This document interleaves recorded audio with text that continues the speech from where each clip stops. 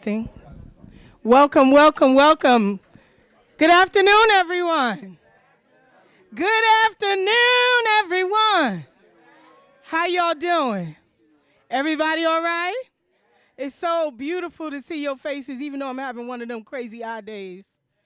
But I saw some of your smiles, even though you got on the mask. I saw it. I could see it in your eyes.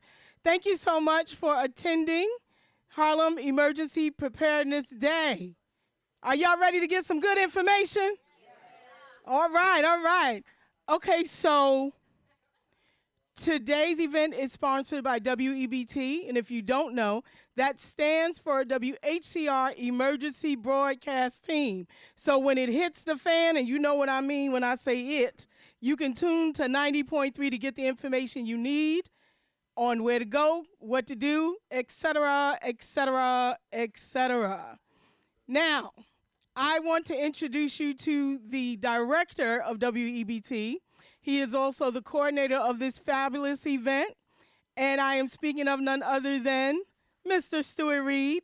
Stuart Reid is also, can I say founder? Okay, co-founder of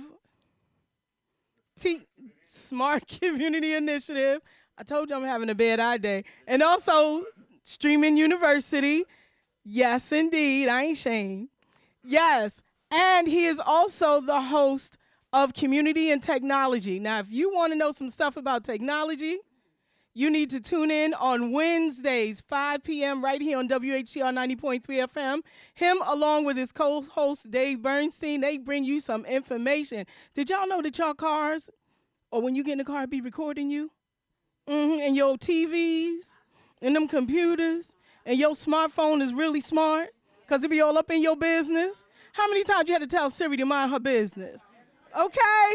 You need to tune in so you can get that information. So without further ado, we're going to get it started. Please welcome Stuart Reid. Clap it up. Thank you, Tina. Thank you. Good afternoon, everyone. Thank you. On behalf of WEBT, I'd like to welcome everyone here.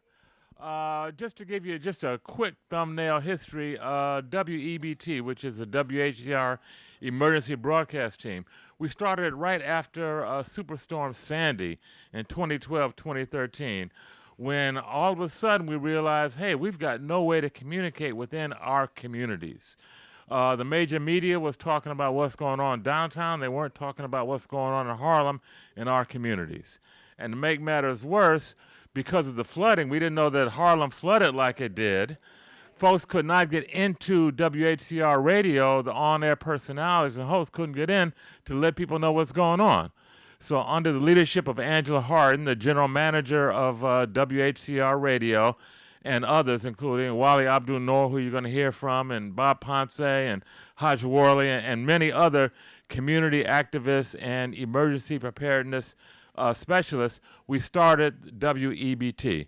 And the whole idea was to have people out in the community that could report back to the radio station about what was going on during an emergency. So we trained folks how to use walkie-talkies, mobile radios, and we created a whole network of community folks that communicate not only with each other, but back to the radio station, so the radio station could be on time with real-time information.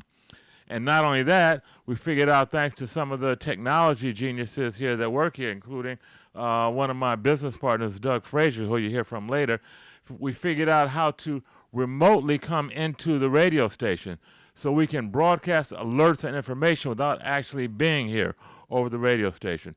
So all this was a result and an evolution of WEBT over the last almost 12 years.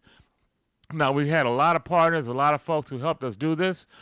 We started our first Harlem Emergency Preparedness Day in 2013, and we've been doing it every year since. Had to take a break for the pandemic, but otherwise we've been doing it. This is our 9th one, and we've had a lot of support from people like Harlem Hospital, from Harlem Emergency Network, CERT, Red Cross, so many folks. And one group in particular that I want to mention is the Internet Society.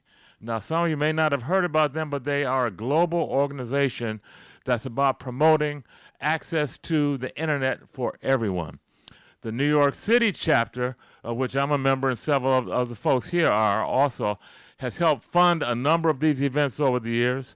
They've helped live stream the event. We have Mr. Jolie McPhee over here who's live streaming this event out on the internet so that it can be shared with folks around the globe. So they are a very important partner.